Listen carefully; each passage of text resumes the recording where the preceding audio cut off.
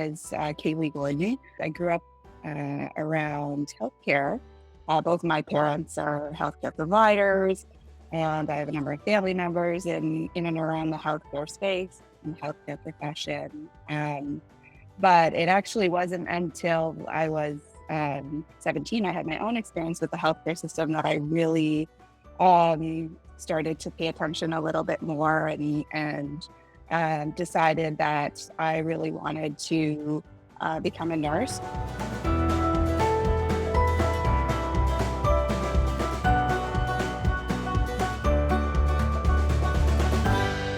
So I went to nursing school and absolutely loved that. I, trialed all different kinds of jobs in the healthcare space when I was a nursing student. I worked in long-term care, I worked in community care and public health, and I eventually got a job working for a hospital that was implementing some of the meaningful use criteria of the Affordable Care Act.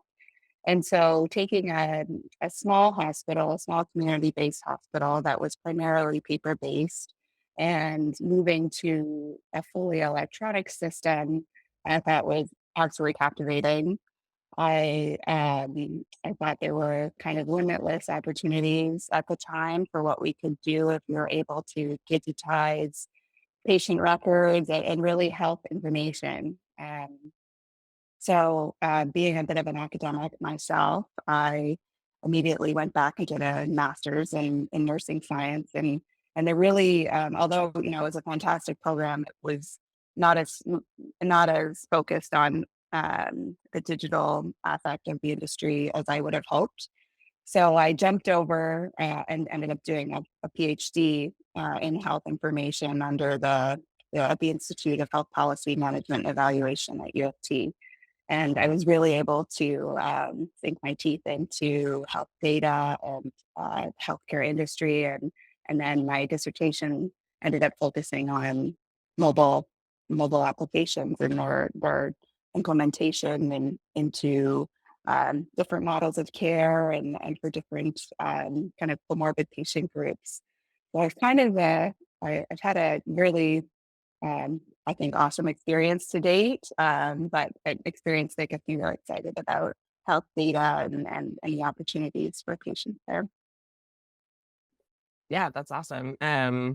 Such an interesting journey you've been on, and now you're at Vital. Can you talk a little bit about what this company does and how you got connected there, and yeah, just everything about Vital, everything we might need to know for this conversation that's important.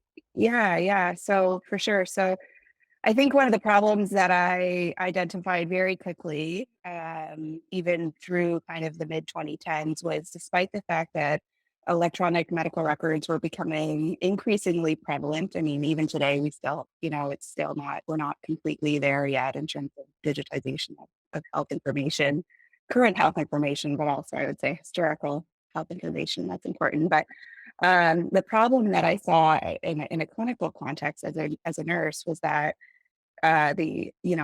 anyone's health information or health data is still everywhere. And why is it that it is so challenging to be able to pull it together?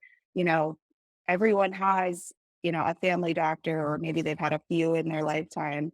Many people have specialists. Many people go to different hospitals, but it seems absolutely um, just a problem that we should be able to solve, especially in 2023. And at the time when we started Vital, it was 2017, 2018. So we weren't, even weren't, we thought we were there, but we definitely weren't. And some of those problems I saw every day as a nurse. And one particular situation was, related to a transplant patient who was concerned that their transplant was being rejected.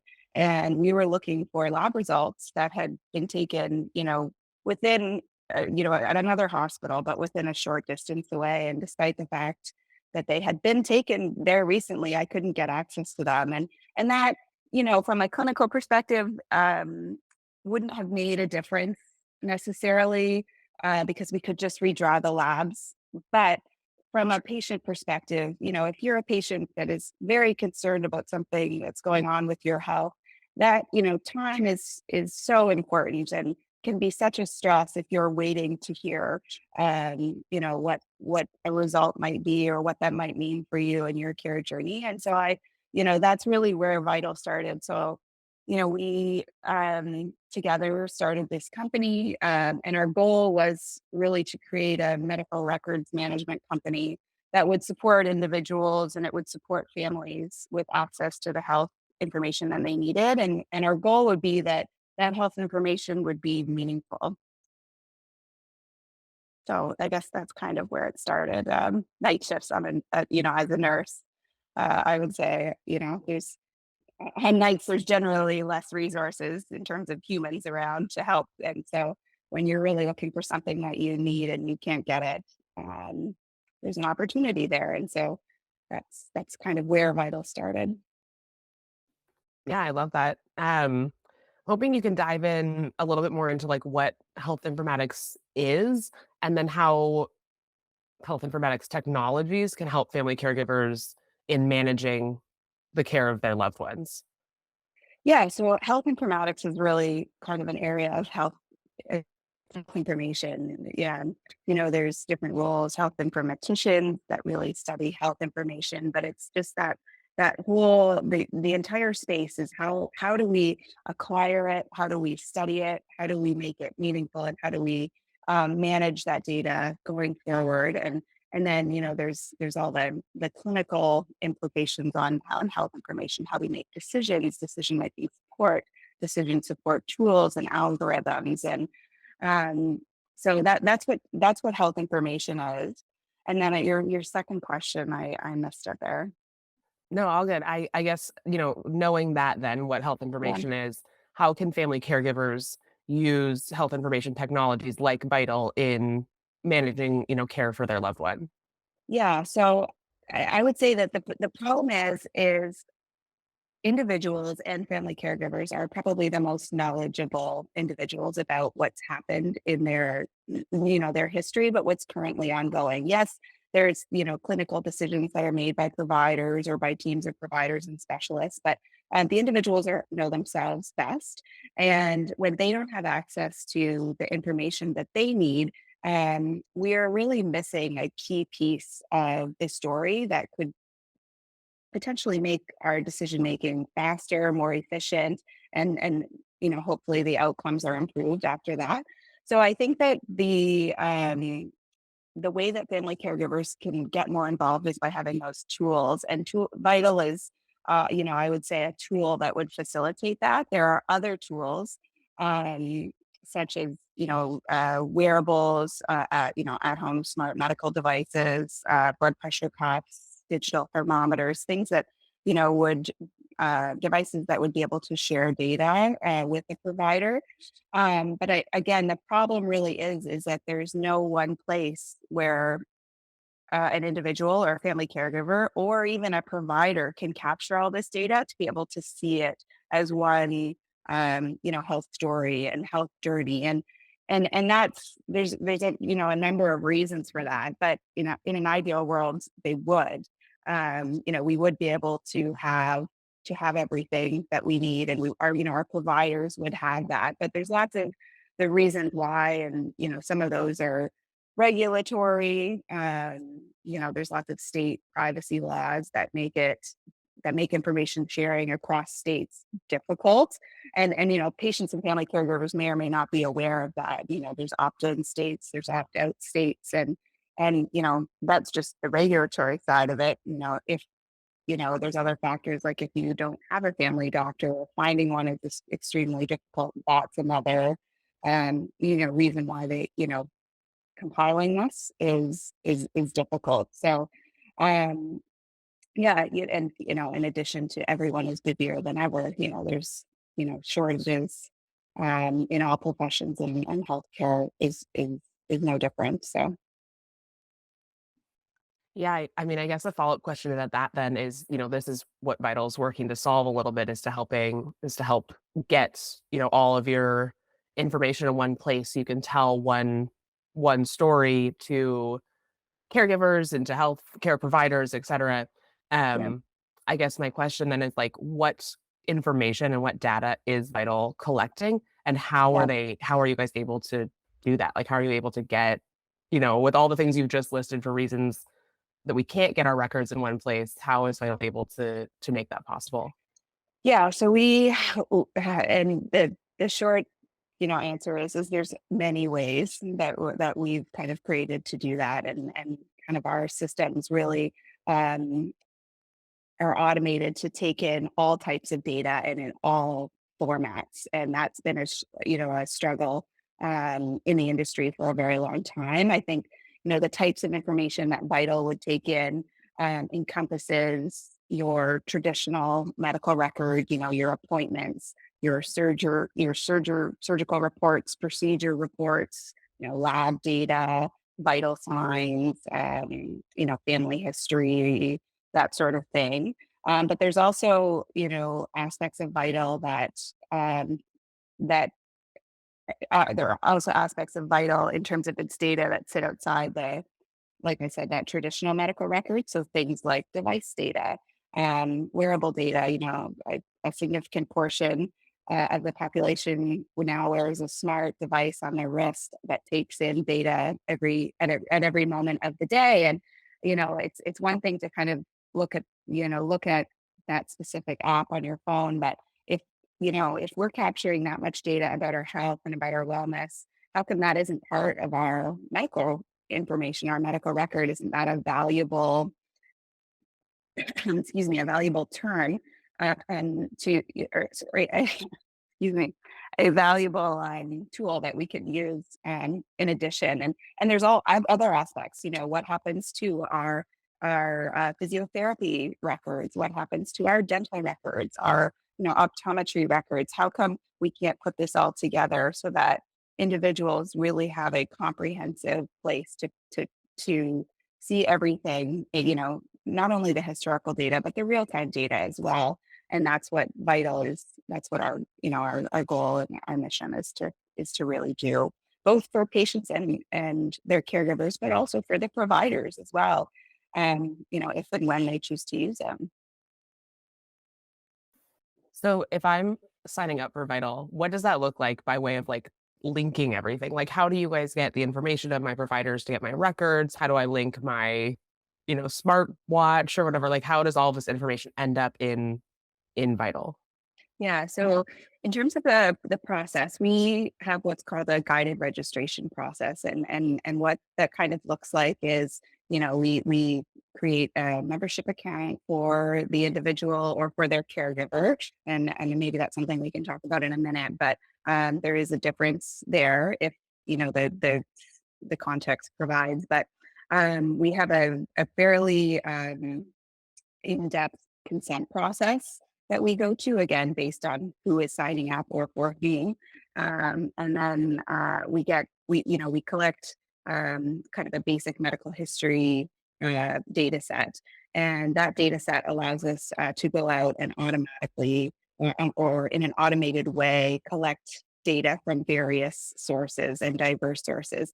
Now, as I mentioned, that the industry isn't 100% digital or electronic. So there are, gaps at that point that our system can recognize, and that enables us to go out and capture additional data sets in whatever form they may be. Up to the box of medical records that you have stored in your basement somewhere, or there their data isn't necessarily just stored in an XML file or a PDF file, but it can be stored in just free text notes somewhere too. So we want to be able to take that unstructured data in whatever format it comes and structure it so that again the record can be displayed in a way that makes sense, that is clear from a provider perspective, but also from a patient perspective. And it really tells that clinical story and shows that health timeline from as early as we can find it to the current date and beyond. Yeah, I mean, you just said something interesting about taking unstructured data, like when you have a doctor's appointment, you say a bunch of stuff and they take notes on it, but it's not, like your birthday and your weight, like they're not structured. How are you able to take, I guess, how does Vital like display that information? How are your systems taking unstructured data and turning it into into information that can be consistent across the board, Yeah, when you're so getting records from everywhere? yeah, so we have our own machine learning algorithm where we're able to do that and provide insights. I should point out that Vital doesn't change any of the information. We are able to capture, and we do capture all the time, errors in medical records, and even we've had our fair share of experiences where we are sent records that that are incorrect, and so we identify kind of those, and that wouldn't be something that would be shared.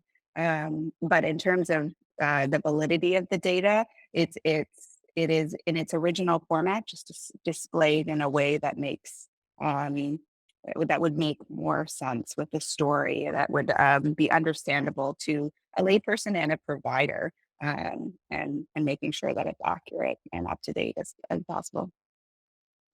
Yeah, that's awesome. I mean, that's so exciting what you guys have built and are making possible for people. Um, I think a question that probably comes up for a lot of people sort of immediately following this idea of you guys going out and like collecting their data and putting it in Yeah. one place is just around privacy. Can you talk a little bit about the privacy implications and like, how Vital makes sure that information is secure? Yeah, for sure. So from my perspective, coming from a clinical background and being a nurse, privacy and security of health information is paramount. And that's something that we have embedded in the company from the beginning.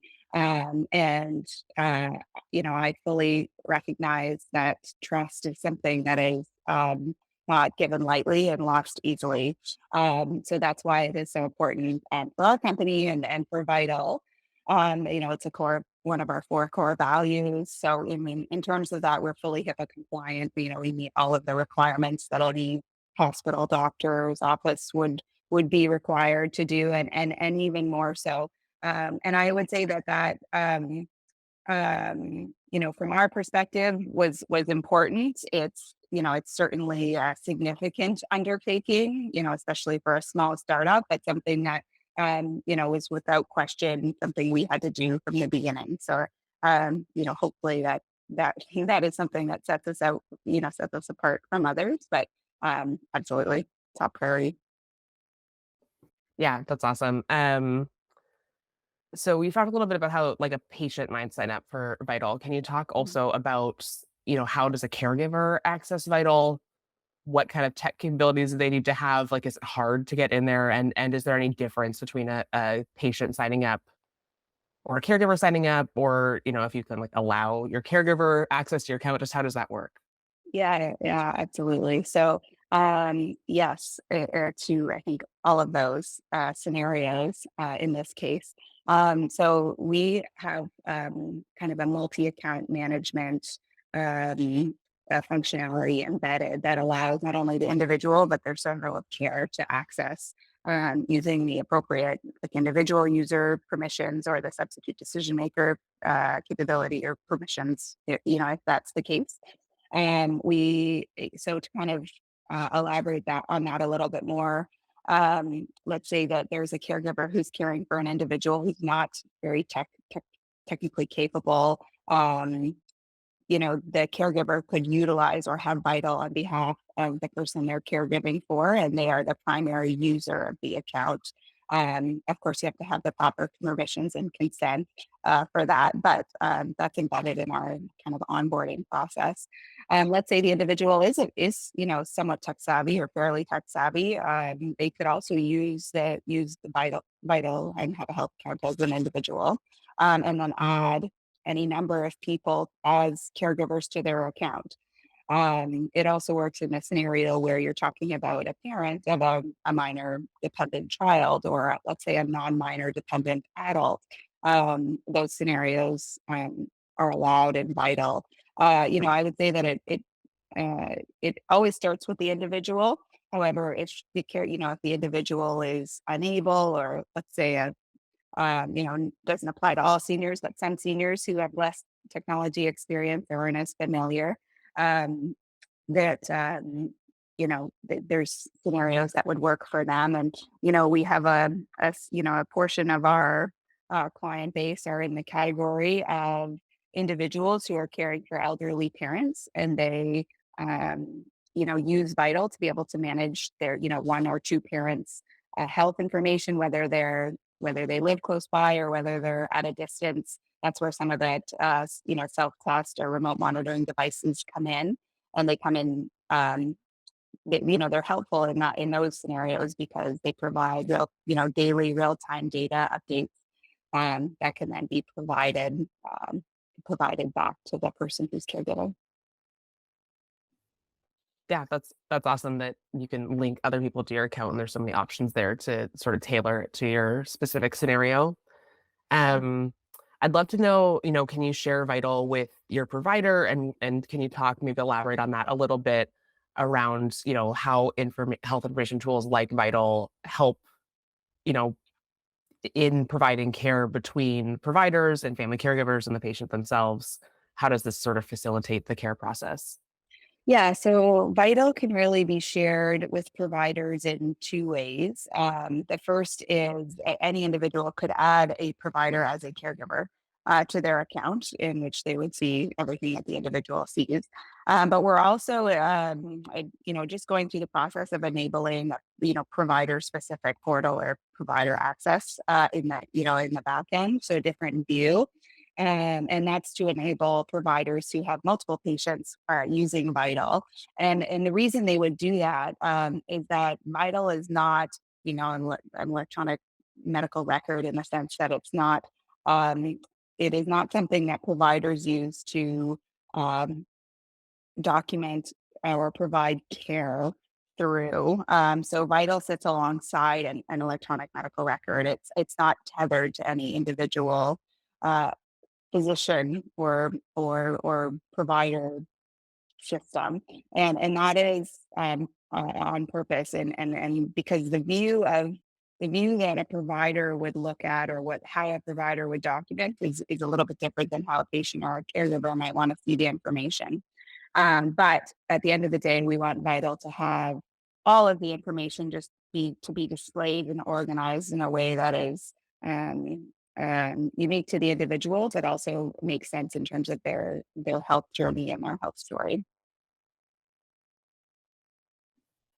And then I'm sort of just curious in general, where like what other advancements are happening in the health information world and where do you see like health information technologies like Vital sort of headed? Like what's the future for technologies like this? And I asked specifically, our audience is, primarily family caregivers, like, what can they expect in the future for this to be a tool, a continuing tool to help them care for their person? Absolutely. So, in terms of caregivers and caregiving, data is extremely powerful, but it's only powerful if it's meaningful to the individual, in the sense that um, that kind of saying in the industry is garbage in is garbage out. And so we have to make sure, with the advancements in technology right now, there's a lot of discussion around machine learning and AI generated um, uh, results and that sort of thing. And although that is significant, AI is not a person. And I think that where Vital is set apart is we have a technology offering, a technology application with a human component on it. And I think a lot of people would, hopefully agree with me that I think it's not just about the technology, it is about the human experience and the human input on the technology. And that's something that we haven't yet come to training technology to understand or to act like a human. They may seem like they act like a human, but it's very surface level. And so I think, we have a lot of work to do in that area in the future. And companies like Vital, just generally being a technology company, we're required to grow all the time because the information changes on a daily basis. And I think it's important that families and families that are caregiving have access to that information and when in a way that becomes part of their daily life, just as cell phones have and instant messaging and texting. That these have become embedded in our daily life, and I would really like to see health information become something that is on the forefront of people's minds. As much as checking your phone every day. What am I doing today to better myself or to improve my situation, what can I do to support my care and the condition that I'm going through at the moment or experiencing, or the chronic condition as it progresses, let's say. There's a lot of opportunities here for information. And I think that patients and caregivers maybe aren't necessarily tapping into the potential of information in their life in this space quite yet. Yeah, I mean, it's exciting about all the sort of possibility that's ahead for Vital and the health information space. Yeah. Um, is there anything else that we've missed about Vital? Like anything that I haven't asked that you think is important to know about the technology or that would be useful to caregivers? I think the only other thing I would say is that, they're kind of an area that we like to focus on is really medical readiness. For those that don't, or maybe not have they don't necessarily have an active medical condition they may not be actively caring for at the moment. I think it's important that everyone kind of look at themselves and in their life and think about how they could be ready for an emergency. And it's very hard, many people unfortunately have an experience like mine where when I had my medical event, I did not, I wasn't prepared. I didn't have the information that I needed. And so I think that Vital, is an opportunity to um, give us m- more power in those moments of uncertainty, or something like Vital, something that provides health information or information that's critical in a moment of extreme stress. And so I think that that's something that is important to kind of just think about, for all of your listeners, and prepare for it and hope that it doesn't happen to you or to someone that love, but that that that you're ready if it does to be that person to step in or to be supported by the people around you. Do you have any this is something I think about often, I think we talk a lot about in this space. Like a lot of caregivers actually are like getting more prepared for their future because they've seen what might happen. But if you aren't a caregiver or something hasn't happened to you medically, it's like you're not thinking about it. You're just right here. Yeah. Um, I guess, in your experience as a nurse at Vital, like, is there anything that you've seen that can be helpful to people that haven't had their own sort of crisis moment, haven't been in a caregiving situation? Like the people that are outside of that, I think what you're saying is like it'd be really helpful if you were ready for those moments. How do we get those people to like care about, medical readiness? Yeah, I think it's easy. It's very difficult to kind of because people are busy. They're not necessarily thinking about a worst case scenario. But what I would say is everybody gets sick. You get a common cold. You get the flu. And I think after this winter, many people probably experienced some version of the common cold or flu this winter. It was particularly bad, and being sick is miserable. And I think if you can kind of relate to that moment or that feeling, and think about the last time that you were on, maybe prior to that, whether it was antibiotics or something like that. If you can remember the name of the antibiotic, the dose of who, and the medication that you got, who gave it to you, where you got it. We very quickly forget these details that could make a difference in the future. Because if you get sick again, do you need the same thing? Should you not have that medication because Maybe you had a bit of a reaction afterwards, or you thought you did. These kind of nuanced details are so important, and they really get lost so quickly because our life moves on, as everyone's does. But just, things like that can make the difference later on, and it's a preventative or an anticipatory, I guess, approach to life, and and happy to kind of think about that a bit more.